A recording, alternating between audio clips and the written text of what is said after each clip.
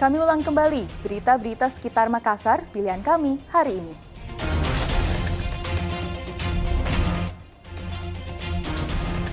Seorang warga terluka akibat ditembak anggota polisi yang berpangkat Bribka di Kota Makassar.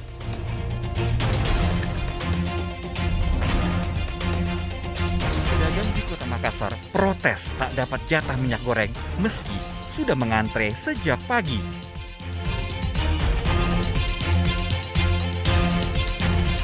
Vaksinasi digelar di titik-titik keberangkatan menyikapi aturan terbaru soal perjalanan dalam negeri tanpa tes COVID-19.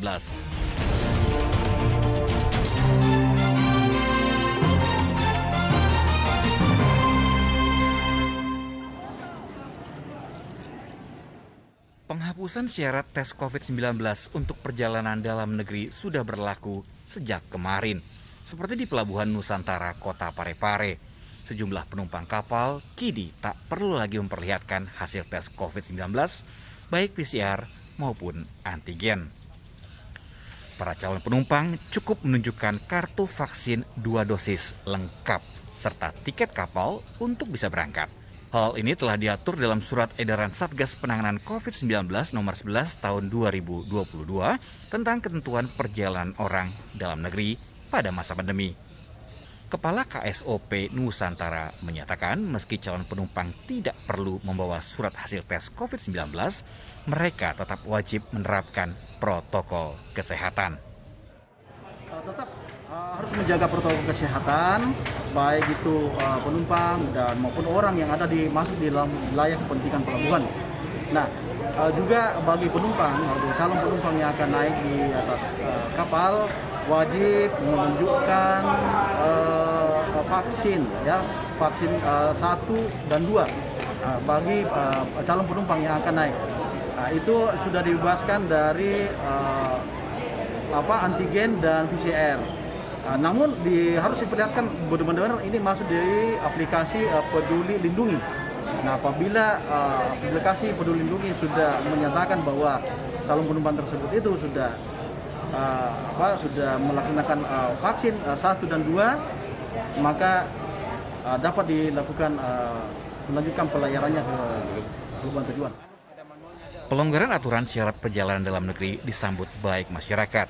Bagi mereka, aturan baru cukup memudahkan serta meringankan biaya perjalanan karena tak perlu mengeluarkan biaya untuk PCR atau antigen.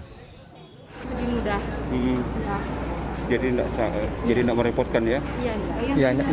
Jadi tidak perlu keluar biaya lagi Bu ya buat PCR atau antigen. Iya, gitu Pak.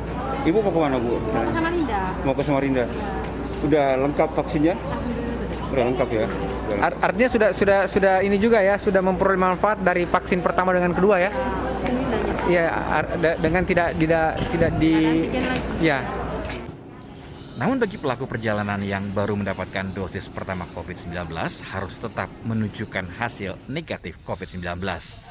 Tes PCR berlaku 3 kali 24 jam atau antigen 1 kali 24 jam sebelum keberangkatan.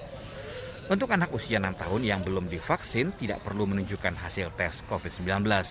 Cukup disertai pendamping perjalanan untuk memantau penerapan protokol kesehatan. Suwardi Gata melaporkan dari Kota Parepare.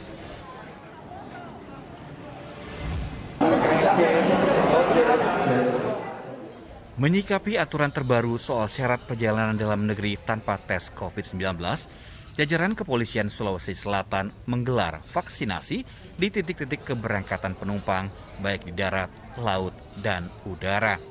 Salah satunya di Pelabuhan Nusantara Kota Parepare. Para calon penumpang di kapal terminal Ajata Perang masih bisa mengikuti vaksinasi COVID-19, terutama bagi mereka yang belum pernah divaksin atau untuk melengkapi dosis vaksin kedua dan booster. Kepala Subbagian Pengendali Operasi Polres Parepare menyatakan vaksinasi ini sekaligus mendorong percepatan vaksinasi, sekaligus mempermudah masyarakat untuk melengkapi dosis vaksinnya.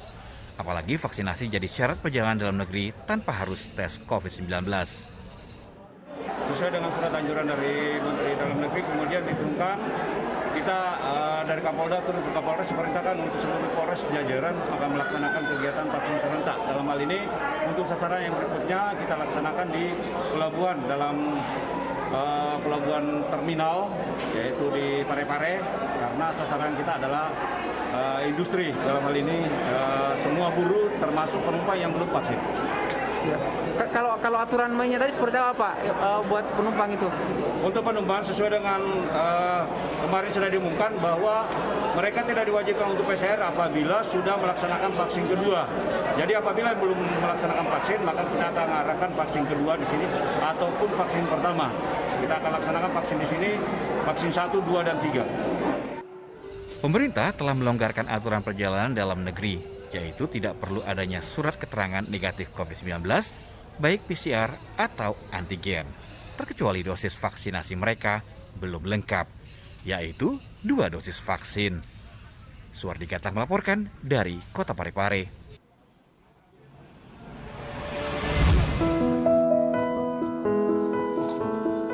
Bocah perempuan 4 tahun asal desa Barikamase mengalami atresia ani atau anus imperforata, sebuah kelainan yang terjadi sejak lahir, di mana anak tidak memiliki lubang anus yang terbentuk dengan sempurna.